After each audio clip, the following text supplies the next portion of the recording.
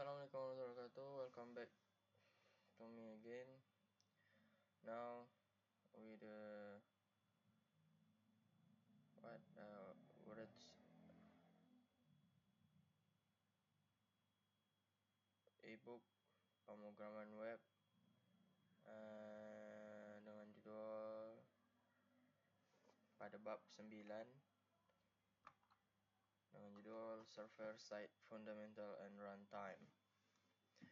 Langsung saja, yang pertama ada JavaScript runtime keluar dari kandang browser. Selama bertahun-tahun JavaScript hidup terkekang dalam kandang browser, hanya berfungsi untuk membuat animasi menu atau validasi formulir sederhana. Namun pada tahun 2009, Ryan Dahl melakukan sebuah revolusi gila dengan mencabut mesin V8 engine dari browser Google Chrome dan membungkus dengan lapisan C++ agar bisa berjalan di sistem operasi komputer. Secara langsung inilah kelahiran Node.js, sebuah JavaScript runtime environment yang memungkinkan kita menulis logika back-end server menggunakan bahasa yang sama dengan front-end. Sebelum era ini, full stack developer adalah makhluk mitos yang harus menguasai dua bahasa berbeda, misalnya PHP untuk server dan JS untuk browser. Node.js menghapus batasan tersebut, memungkinkan pengembang menggunakan satu bahasa tunggal di seluruh tumpukan teknologi stack yang secara drastis peningkatan produktivitas pengguna untuk kode ROS. Namun Node.js bukanlah satu-satunya pemain di kota ini lagi. Meskipun ia adalah paling tua dan matang, sang pencipta Node.js sendiri, Ryan Dahl, menyadari ada beberapa cacat desain fundamental pada ciptaan pertama, terutama terkait dengan keamanan dan manajemen paket. Selain dengan penebusan dosa, ia menciptakan Deno, sebuah runtime modern yang dibangun dengan bahasa Rust.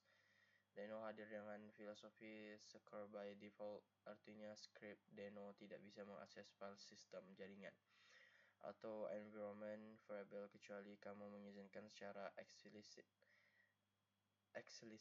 lewat flag.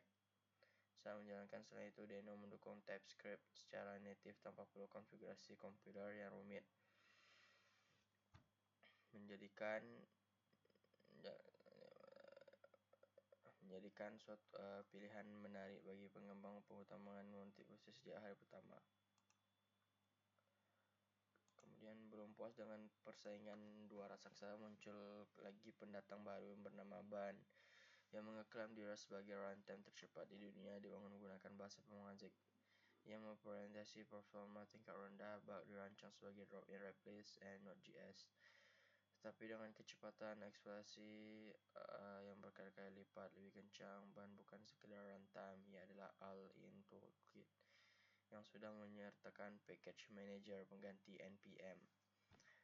Penting dipahami bahwa runtime bukanlah bahasa pemrograman itu sendiri. Ia adalah rumah atau lingkungan tempat kode JavaScript dieksekusi. V8 Engine bertugas menerjemah kode JS menjadi mesin kode yang dimengerti prosesor.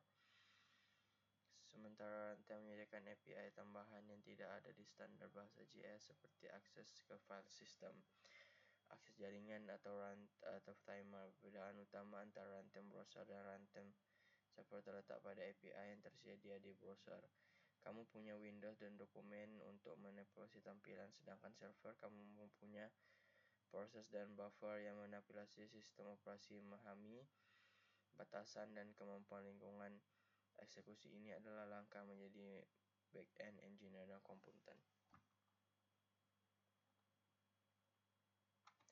Meskipun Demo dan Ban menawarkan fitur-fitur menggiurkan, Node.js tetap menjadi raja tak terbantahkan di industri enterprise karena ekosistemnya yang masif. Berjutaan pustaka npm Node Package Manager telah diuji dan dijalankan yang belum bisa ditandingi oleh pendatang baru. Namun kompetisi ini sehat karena memaksa Node.js untuk terus beradaptasi, seperti menambahkan dukungan native untuk Fetch API and Text Runner. Versi terbaru arsitek harus mempengaruhi jam menggunakan Node.js. Kesimpulannya, JavaScript kini adalah bahasa universal yang bisa dijalankan di mana saja, mulai dari server cloud, perangkat IoT hingga fungsi serverless di tepi jaringan edge. Mempelajari runtime server bukan hanya tentang menghafal sintaks baru, tapi memahami bagaimana kode kita berinteraksi dengan sumber daya sistem di luar kotak pasir browser.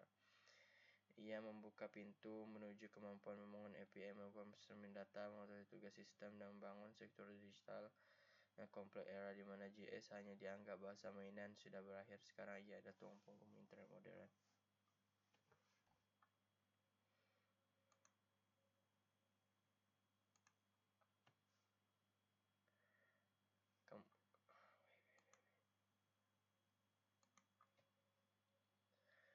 Yang kedua ada non-blocking IoT IO melayani ribuan tamu sendiri. Salah satu konsep tersulit namun terpenting dalam Node.js adalah arsitektur single thread unblocking IO. Bayangkan sebuah restoran tradisional seperti Subway PHP lama di mana setiap kali ada pelanggan datang, manajer restoran menyediakan satu pelayanan khusus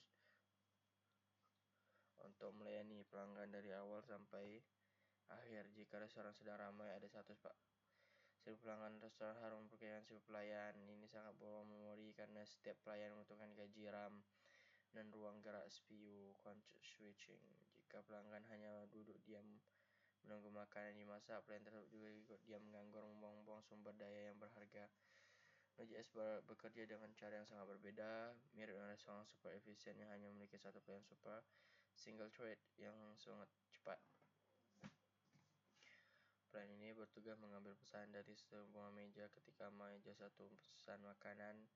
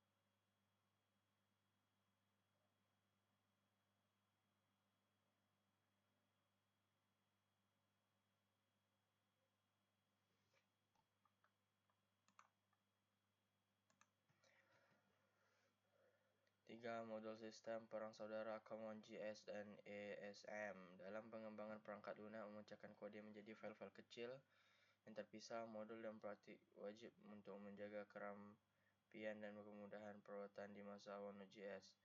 JavaScript belum memiliki sistem modul standar resmi untuk mengisi keuangan Node.js. Modul sistem JS menggunakan sintaks recur untuk mengimpor modul export.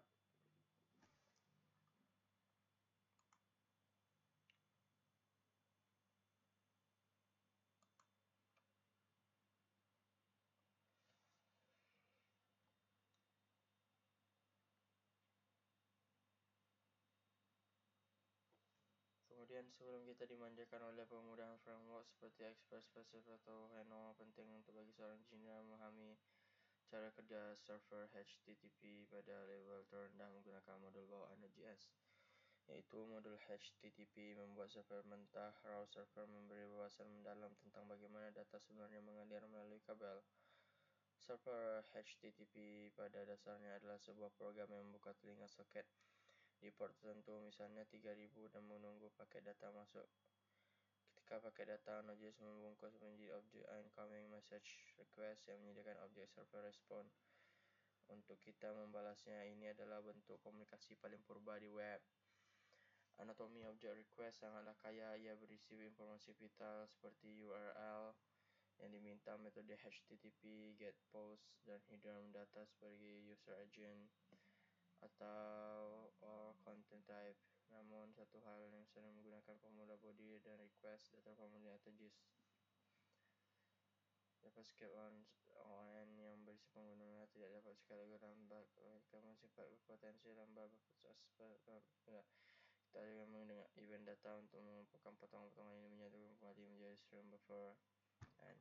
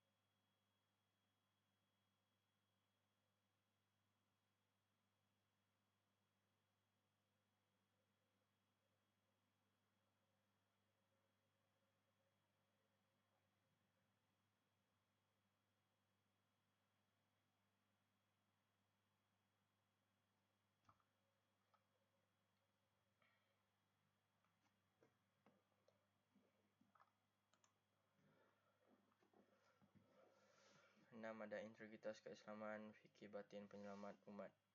Dalam arsitektur aplikasi backhand adalah analogi teknologi yang sempurna untuk alam batin. Manusia pengguna hanya bisa melihat front-end, zahir amal adalah seperti kualitas ketepatan dan berkebenaran dan tampil tersebut. Sebenarnya ditentukan oleh apa yang terjadi oleh back-end. Jika server back-end lambat atau korup, tampillah front-end seindah apapun tidak akan berguna untuk mengingat pada hadis Rasulullah SAW. Sesungguhnya Allah tidak melihat kepada rupa harta kalian, tetapi Allah juga hati dan amal kalian. Membangun back-end dan tanggung aman events adalah latihan spiritual memperbaiki yang tersembunyi melalui bahwa mesin. Di balik layar kehidupan kita, niat dan keikhlasan menjalan luar bukanlah sekedar memperoleh pencitraan luar. Konsep non-blocking IO dan kemampuan Node.js melayani ribuan request secara konkuren mengajarkan kita tentang etos kerja khidmat. Waktu server blocking, macam adalah server yang egois. Sebaiknya server adalah pelayanan yang sigap. Ia tidak membiarkan satu urusan menghalangi urusan lain, mampu merespon banyak kebutuhan umat secara simultan dan manajemen waktu. Pola desain adalah manifest teknologi kan Stajatul Nafs.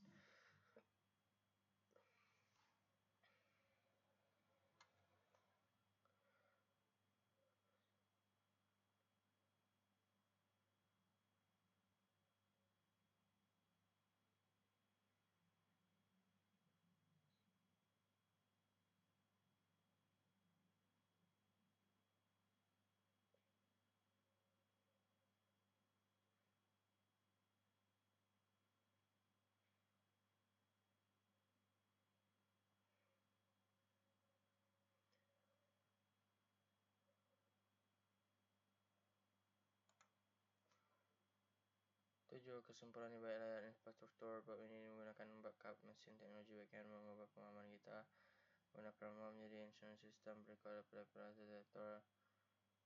Pertama, ada JavaScript universal. Kita menyaksikan bagaimana JS, Deno, dan Ban membutuhkan tembok pembatas. Kedua, ada seni menunggu dan blocking. Kita mematakan mitos bahwa single threads berarti lambat. 3. Ada standarisasi modul. Perang saudara antara Common JS dan S modul. Model kita pentingnya interoperabilitas. Yang keempat, ada data dan aliran. Dengan membongkar subhead sistem mentah, kita menyadari bahwa data internet tidak datang sebagai bongkahan padat, melainkan aliran air, stream, dan wadah sementara buffer. Kelima, ada middleware sebagai jalur perakitan. Kita mengadopsi pola chain of responsibility melalui middleware.